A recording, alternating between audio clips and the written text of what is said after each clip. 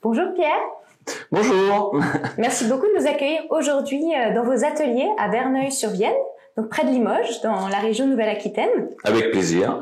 Alors Merlet, c'est une marque de chaussures et de chaussons de danse. Oui. Depuis presque 50 ans, vous fabriquez donc ces produits.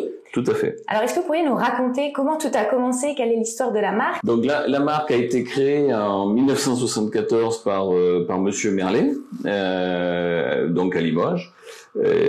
Suite à une problématique, on va dire, professionnelle, il a décidé de s'intéresser. Il avait une entreprise de fabrication de chaussures classiques suite donc à des difficultés. Il a décidé de s'intéresser pour refaire de l'article qui va au pied, de l'article chaussant dans un autre domaine. Donc il a un petit peu découvert le chausson de danse et suite à ça décidé de développer une unité de fabrication de chaussons de danse. C'est sûr et certain que ça a été très très compliqué parce qu'il n'y a pas d'école où on peut apprendre à fabriquer du chausson de danse. C'est quelque chose qui n'est pas très commun, qui est une niche de marché. Donc il a fait beaucoup de recherches, beaucoup de développement pour arriver à mettre en place et les process et les fondamentaux de la marque. D'accord. Et justement, aujourd'hui, on va découvrir les coulisses de la fabrication d'une pointe. Tout à fait. Dans vos ateliers. Oui. Et on va découvrir toutes les étapes maintenant avec Parfait. votre équipe. Merci beaucoup. Super. Parfait. Merci. On y va pour la première étape. Bonjour Julien. Bonjour Natacha.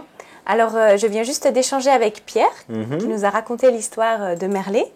Et nous avons vu que nous allons regarder ensemble comment on fabrique justement une pointe. Alors, pourriez-vous nous dire maintenant par quoi on commence? En collaboration avec des danseuses, nous établissons les modèles et les recherches de techniques que l'on souhaite, que les danseuses ont besoin.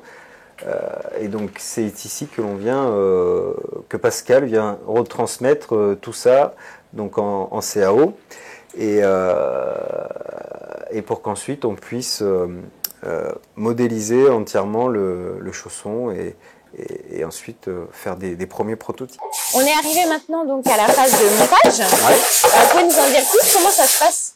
Oui, alors donc cette étape, c'est simplement de monter notre tige qui a été encollée sur sa forme, avec bien sûr la semelle qui a été préalablement affichée dessus, agrafée dessus. D'accord. Voilà. Ça se fait en amont, c'est ça? Ça se fait en amont. On le fait généralement la veille, quoi. Ça simplifie en fin de journée, voilà, ça fluidifie un petit peu plus la production. Très bien.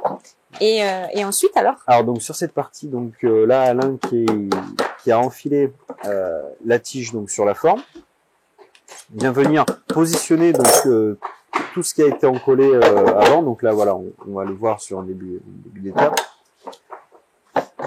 Voilà, il enfile donc sa tige sur la forme, il vient bien la descendre à l'endroit qu'il faut. On l'arrête avec une pointe pour pas que ça remonte. On vient mettre en place donc notre boîtier.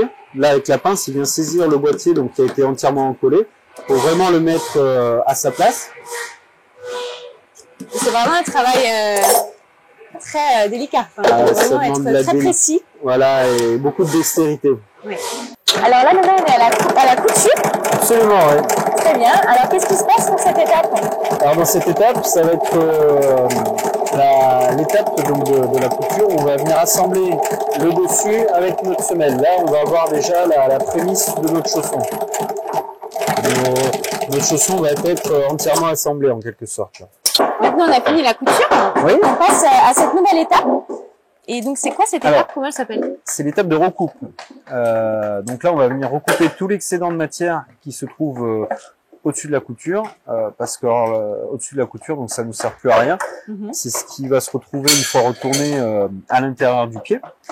Et dans cette étape, on va également sortir le chausson de sa forme pour pouvoir le retourner et passer à la phase finale. Donc là, on vient sortir toutes les pointes, toutes les agrafes qui nous ont servi au maintien du chausson, les ficelles du montage, etc. On enlève tout ce qui sert plus pour le produit final. Absolument.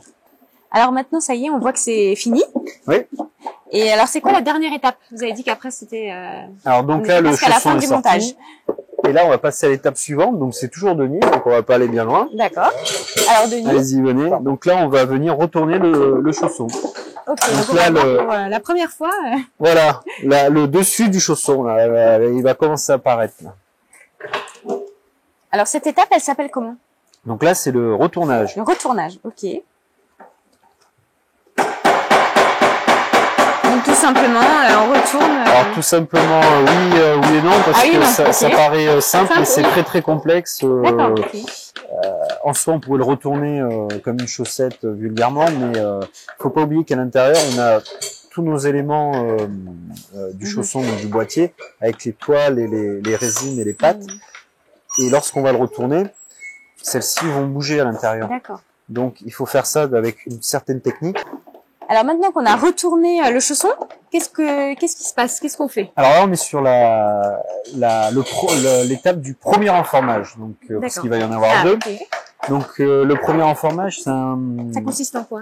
Une première mise sur forme une fois que le chausson est retourné. Donc sur sa forme définitive cette fois-ci.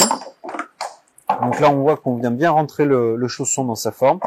Attention, il a besoin d'un peu d'espace. C'est mieux.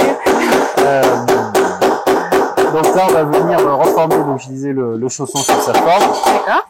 Et il va y avoir une étape de façonnage, si vous voulez. Ok. Là, on peut voir... Merci. Là, on peut voir que le chausson, il a été quand même assez traumatisé lors du retournage. On voit toutes les bosses, toutes les aspérités qui ont été créées à cause du retournage. Tout ça, il va falloir le résorber. D'accord. Donc faut le. Voilà. Donc là, il va y avoir un façonnage. Voilà, exactement. Donc là, Denis va le façonner en appui avec la forme qui est à l'intérieur. Donc là, on arrive à la deuxième phase de reformage. Ouais. Alors, qu'est-ce qu'il va faire exactement? Quelles sont les différentes étapes? Alors là, on va ressortir donc le chausson de sa forme. Une fois que sur la première phase, on a façonné on a dégrossi, on va dire les aspérités.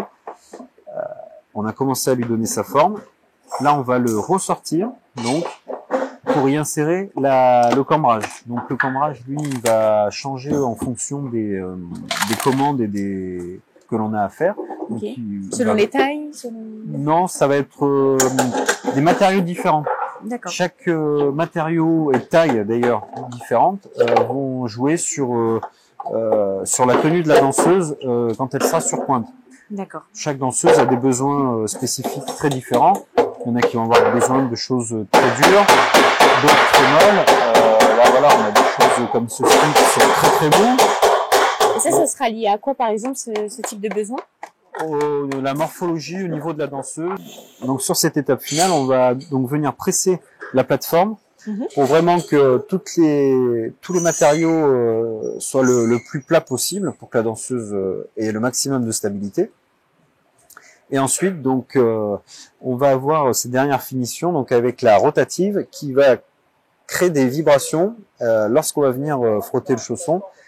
Ces vibrations vont venir lisser et équilibrer parfaitement toutes les pattes et les résines qui sont à l'intérieur, et pour vraiment avoir le chausson le plus beau possible. Alors Julien, on arrive, ça y est, à la fin de notre périple pour découvrir la fabrication du chausson de danse. Et là, on est en plein milieu de la zone de stockage avant l'expédition. C'est assez incroyable. Toutes ces chaussures, ces chaussons de danse. Alors, où vont-ils aller maintenant? Mais écoutez, ils vont partir un peu partout dans le monde, que ça soit en Australie, au Japon, en Corée, un peu partout en Asie, en Amérique du Nord. On est représenté à peu près partout, quasiment partout dans le monde. D'accord. Voilà. Donc vous allez ravir les amatrices et les passionnés de danse à travers le monde. J'espère. En tout cas, merci de nous avoir fait découvrir cet univers fascinant. Merci et tout ce travail d'orfèvre qu'on a pu voir à l'œuvre. Merci. Et du coup, on vous donne rendez-vous très vite sur votre site pour découvrir tous vos modèles. Ça marche, merci. Merci.